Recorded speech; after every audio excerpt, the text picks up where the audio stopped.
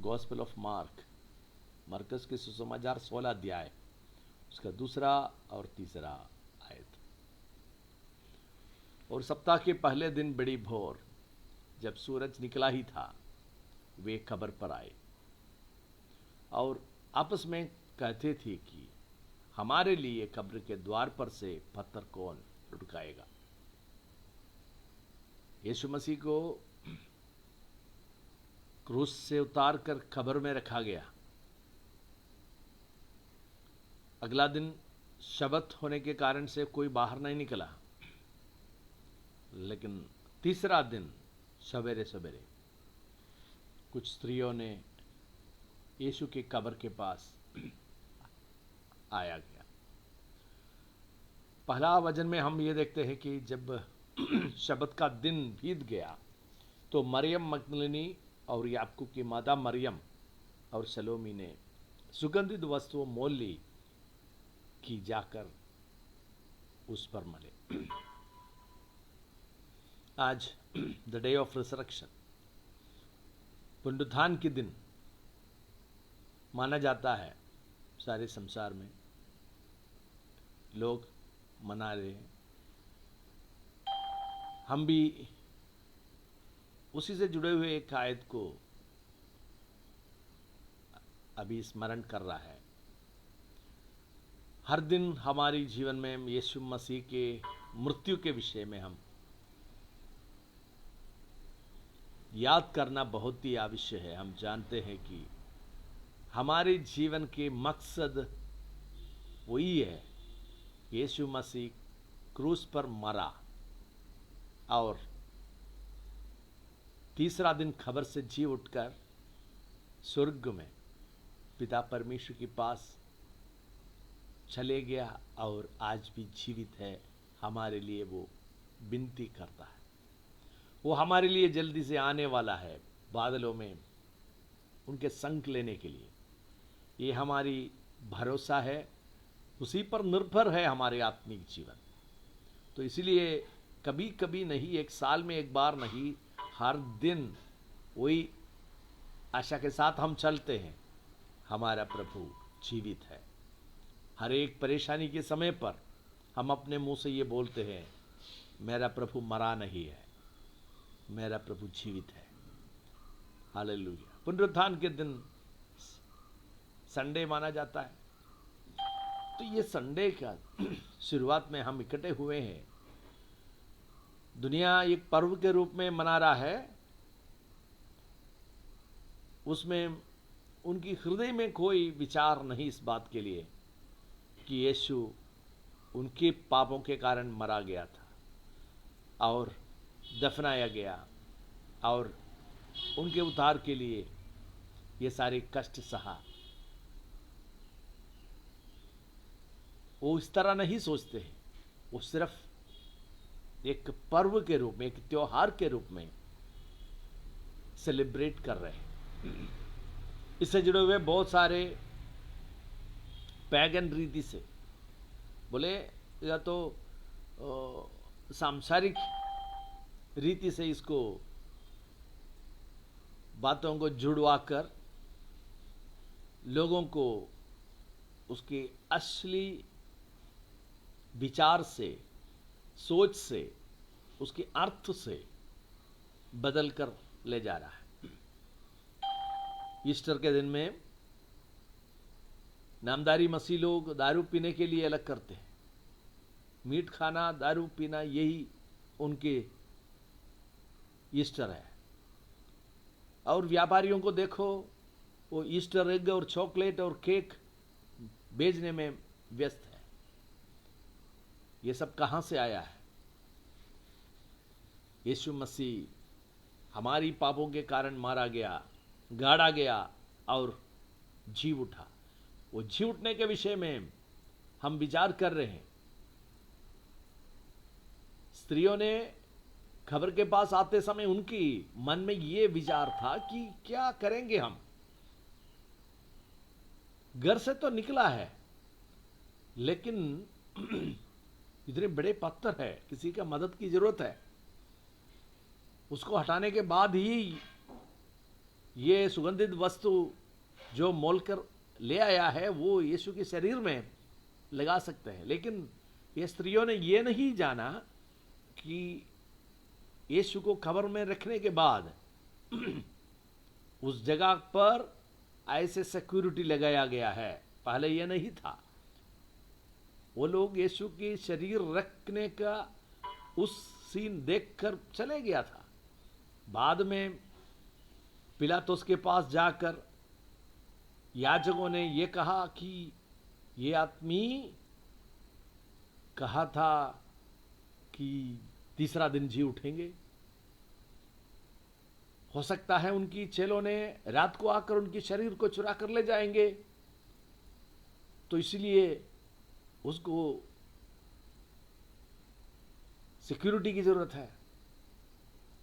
फौजियों को दे दिया और यह भी ऊपर से किया कि उस पर मोहर लगाया, राजकीय रॉयल सील, जो इंपीरियल सील होता है। रोमी सरकार की सील लगाया होता, कोई खोल नहीं सकता। जैसे बैंक वाला या सरकार की तरफ से ये छापा मारते हैं एक बिल्डिंग को, फिर कोई नहीं खोल सकता। अगर किसी ने भी कोशिश किया उसके ऊपर बहुत सजा मिलेंगे, तो डर के मारे कोई उस तरफ नहीं जाएगा। इस तरह छापा मारे हुए थे। लेकिन ये स्त्रियों ने ये नहीं जाना कि इस पत्थर पर छापा भी लगाया हुआ है और फौजियों को भी लगाया हुआ है वहां पर। उसके आस पास में भी कोई घुस नहीं सकता।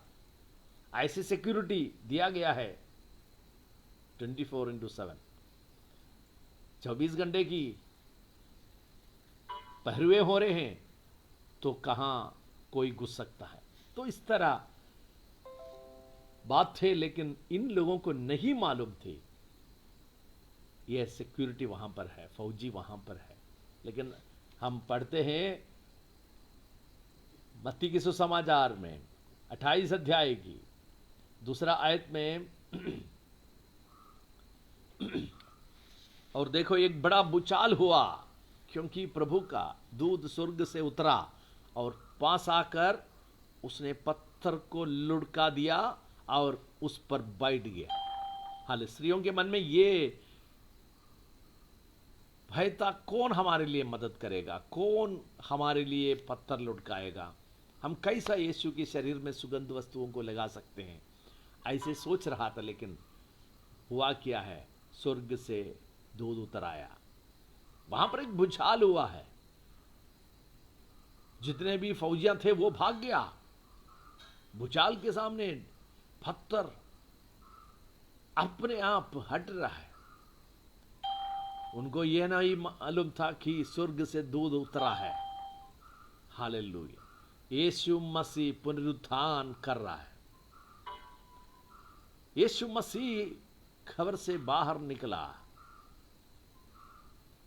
भाइयों बहनों, सच्चाई को हमेशा बंद नहीं कर सकता। सत्य को थोड़ी समय तक छुपा सकते हैं। यीशु मसीह सत्य था, जीवन सत्य यीशु ही था और रास्ता। तो उनको छुपा नहीं सकता पत्थर से। तीसरा दिन पिता के सामर्थ के साथ खबर के अंदर से यीशु रूपांतर होकर बाहर निकल रहा है, उनकी शरीर के साथ। हालेलुया। इसमें सोचने वाली कुछ बात है। जो प्रश्न आपके सामने सबसे बड़ा आप महसूस कर रहा है, वो ये है कि मेरे लिए कौन पत्थर लुढ़काएगा। मेरे सामने के प्रश्न को कौन हटा सकते हैं, कौन दूर कर सकता है, कौन मेरा मदद कर सकता है। मैं कैसे उस शरीर पर सुगंधित वस्तुओं को लगा सकते। जीवन से जुड़े हुए हर एक बातों में अब यह विश्वास करना चाहिए कि आपके ताकत आपके सामर्थ्य और बल, इससे कार्य हो नहीं सकता। परमेश्वर की आशीष की जरूरत है। प्रभु जानते हैं आपसे नहीं हो सकता, आपके पास अधिकार नहीं है इस खबर के सामने से ये पत्थर को लुढ़काने के लिए, क्योंकि मोहर लगाया हुआ है, इतने भारी है और बड़ा है, स्त्रियों ने कभी भी हटा नहीं सकता। लेकिन जिन्होंने यीशु को देखने के लिए आया, उनको देखने के विरुद्ध खड़ा हुआ पत्थर को स्वर्ग के दूध उतराकर उसको हटाकर, हमने पढ़ा उसी पर बैठे हुए, हालेलुया, उसी पर बैठे हुए उस पत्थर पर, हालेलुया, और उस पर बैठ गया। क्यों बैठ गया? बैठने का कारण ये बोल रहे हैं कि वो दोबारा कभी भी उस पत्थर, उस गुफा को बंद ना करे, उस कब्र को बंद ना करे। परमेश्वर एक बार आपकी जीवन के पत्थर को लुढ़काएगा तो वो दोबारा आकर बंद नहीं होगा, क्योंकि वो गोल शेप का है, राउंड है। वो उधर घिसाए तो उल्टा इधर भी आ सकता है। परमेश्वर आपकी जीवन में एक कार्य करेगा, वो खोलेगा तो कोई बंद नहीं कर सकता, और दूध उसमें बैठा हुआ है। हालेलुया। कहां गया पहरुए, कहां गया दुनिया के सामर्थ्य और उनकी सुरक्षा, और पहरुए कहां गया? परमेश्वर के महिमा के साथ, सामर्थ के साथ दुनिया के कोई भी शक्ति खड़ा हो नहीं सकता। हालेलुया। जब वो लोग पहुंच जाए ही नहीं, उससे पहले उनके लिए दरवाजा खोलकर मिला है। हालेलुया। उन्होंने ये देख कर गए थे कि ये बंद पड़े हैं, खबर बंद किया हुआ है, लेकिन अभी खुला है। आज ये संडे के दिन में हम यही उम्मीद के साथ यहां है, खबर के सामने की पत्थर स्वर्ग के दूध हटाकर आपको आराधना के लिए राह खोल दिया। यीशु को मिलने के लिए आपको अवसर दे दिया है। हालेलुया। हम जानते हैं, अंदर देखा तो वहां सिर्फ यीशु के कपड़े पड़े हुए थे। हालेलुया। यूहन्ना के सुसमाचार 20 अध्याय में हम देखते हैं कि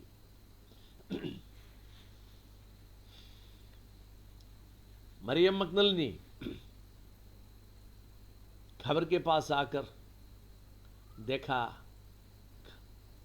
पत्थर कब्र से हटा हुआ है। तब वो दौड़ी और शिमोन पतरस और उसके दूसरे चेलों को पास जाकर उसे कहा, प्रभु को खबर में से निकाल ले गया है कोई,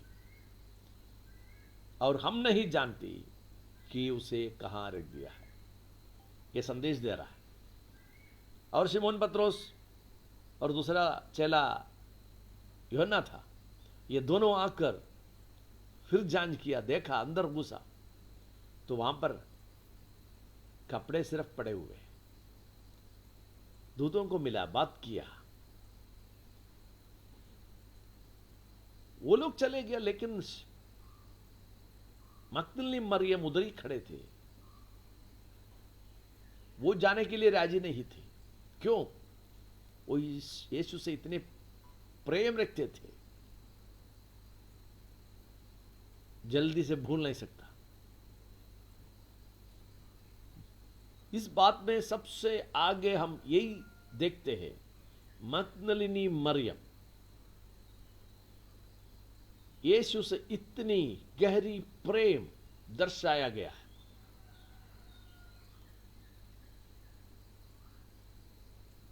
क्या इससे ज्यादा समय चेलों ने यीशु के संग नहीं बिताए थे जरूर, लेकिन मगदलिनी मरियम क्यों यीशु के पास बार बार आना चाहते थे और खबर के उस अंधेरे भरे हुए जगह से जाने के लिए नहीं चाहते थे। कारण यह था कि वो स्मरण कर रहा है, मेरे जीवन अंधकार में थे, मेरे जीवन दुष्ट आत्मा से झगड़े हुए थे, 7 दुष्ट आत्माओं से मैं इतनी परेशान थे। 7 दुष्ट आत्माओं से भरे हुए एक औरत, पागल की तरह घूमने वाली एक, यीशु उसको चंगा किया। आज मगदलिनी मरियम को कहने का यह है कि मैं होश में इसलिए हूं, यीशु मेरा जीवन में कार्य किया। मैं आरोग्य के साथ इसलिए हूं कि यीशु मेरे चंगा किया। सारे दुष्टात्माओं की बुरी आदतों से मुझे छुड़ाया। ये दुष्टात्मा उनके जीवन को ऐसे रगड़ रहा था, पापों में बंधुआई में रखे हुए थे। यीशु मुझे स्वतंत्र किया है। ही डिलीवर्ड मी। उनके हृदय में ये याद है, ये धन्यवादी मन है उनकी, वो जल्दी से भूल नहीं सकता। भाइयों बहनों, प्रभु आपकी जीवन में कितना बड़ा कार्य किया है, उसको स्मरण करना और उसके मुताबिक प्रभु की महिमा करते रहे और उनको धन्यवाद करें। अभी मैं क्या दे सकता हूं? वो सुगंधित वस्तुओं को लेकर आए हैं, लेकिन यहां यीशु को नहीं मिल रहे थे,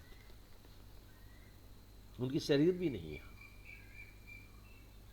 उधर ही खड़ा हुआ, वापस लौटने के लिए वो नहीं चाहे। जब तक यीशु को ना मिले मैं अपने घर नहीं लौटूंगी।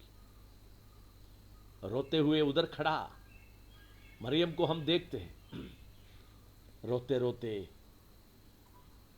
वहां सामने किसी को मिला, उनसे पूछ रहा है माली समझकर, क्या आप देखा मेरे यीशु को कहां रखा है?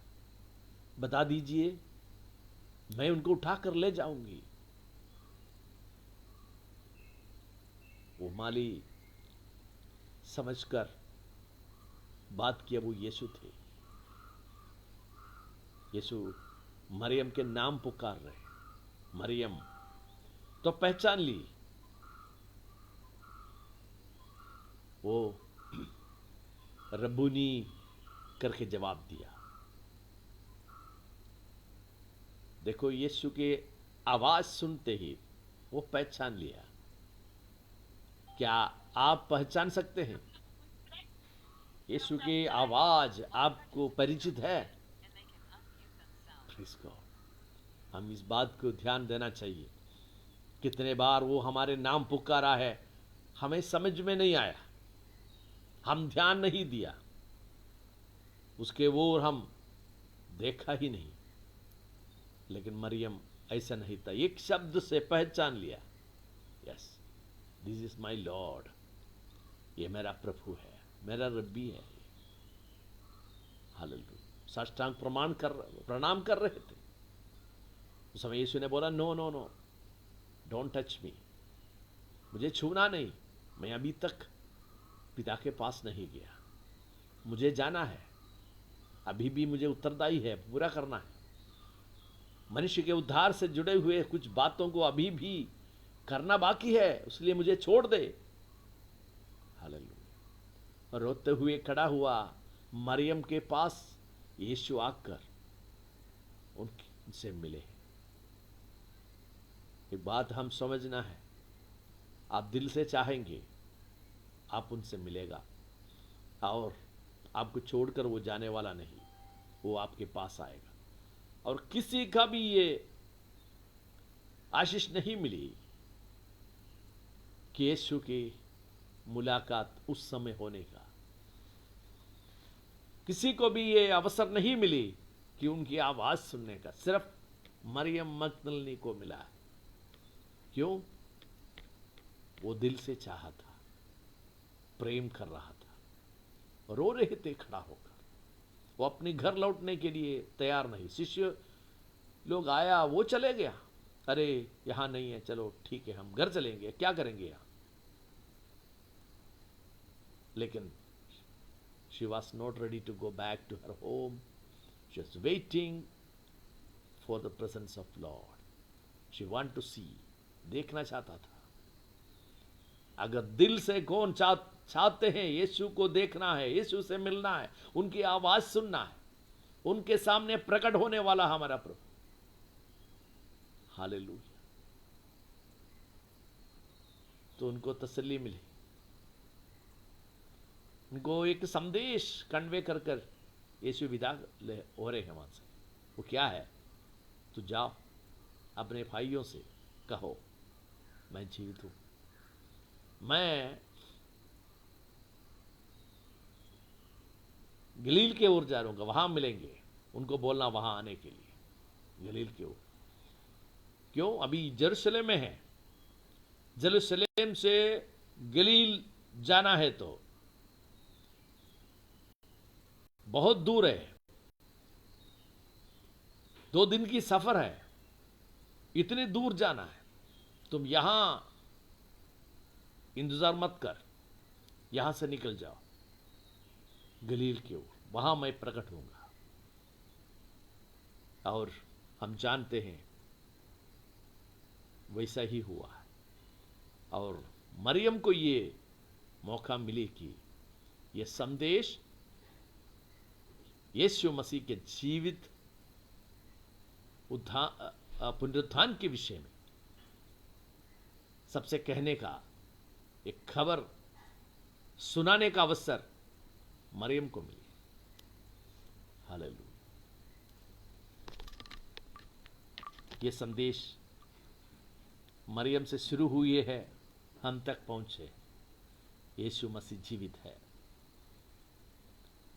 वो बहुत कॉन्फिडेंस के साथ कहती है, मैंने अपने आंखों से देख लिया, मैंने अपने कानों से सुना उनकी आवाज। यीशु मरा नहीं, जीवित है। हम में से कितने लोग को यह अनुभव है?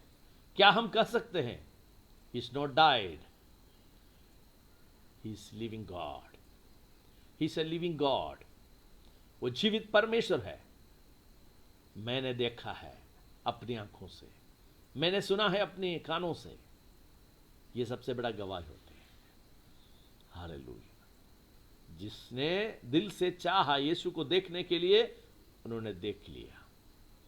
क्या आप दिल से चाहते हैं यीशु की खूबसूरती देखने के लिए?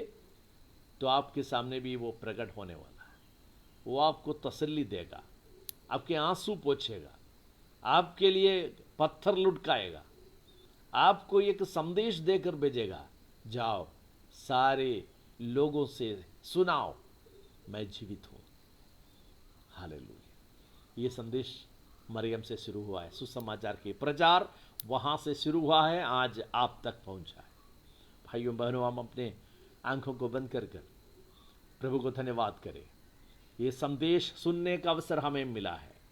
हम संदेश वाहक बने, आगे भी ये कन्वे करना है और लोगों तक पहुंचना है। वो आपके जरिए और मेरा जरिए ही होगा। और दूतों को नहीं लगाया और कोई किसी को नहीं लगाया, परमेश्वर आपके ऊपर निर्भर है। हालेलुया। ये कहानी है, जल्दी बोलकर मैं समाप्त करूंगा। ऐसा है, यीशु जी उठकर स्वर्ग में गया तो दूतों ने उनसे पूछा, आपने इतने बड़े दुख सहा मनुष्यों के लिए, क्या वो लोग जानते हैं आपने कितना गहरी दुख कष्ट सहा है? तो यीशु ने जवाब दिया, वो लोग इतना नहीं जानता है, बहुत कम लोग। तो फिर आप इतने कष्ट सहकर अपने प्राण खोया, ये बेकार हो गया ना फिर? तो बोला नहीं, मैं अपने चेलों को बताया गया है पतरस, याकूब, यूहन्ना, इन लोगों को बताया गया है कि मेरे बारे में सबसे कहें।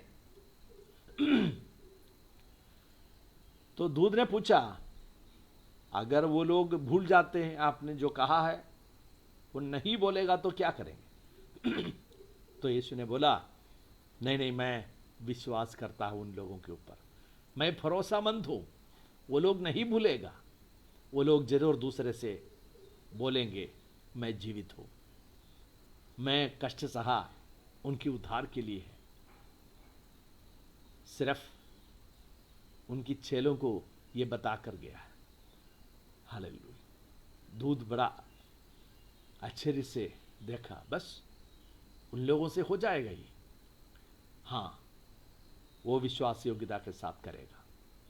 भाइयों बहनों, आप और मैं विश्वास योग्यता के साथ ये संदेश कन्वे करेगा, उसी के द्वारा ही दुनिया उद्धार पाएगा। और प्रभु इंतजार कर रहा है आप मुंह खोलने तक, आप बोलने तक। बस आप ही ये संदेश आगे बढ़ाना है। तो अपने आंखों को बंद कर हम प्रभु के सामने एक समर्पण के साथ इस रिसरेक्शन डे में, पुनरुत्थान के दिन में, मरियम की तरह वो संदेश दुनिया को सुनाने के लिए एक निर्णय ले। मेरे घर में, मेरे पड़ोसी में, पड़ोसियों को और जितने रिश्तेदारों को और मेरे गांव में मेरे जरिए ये संदेश पहुंचना है। प्रभु मुझे मदद कर। आप प्रार्थना करिए, अपने आंखों को बंद करें। कोई एक जन अभी छोटे शब्द में प्रार्थना में मदद करेंगे। प्रार्थना में जुड़िए। God bless you.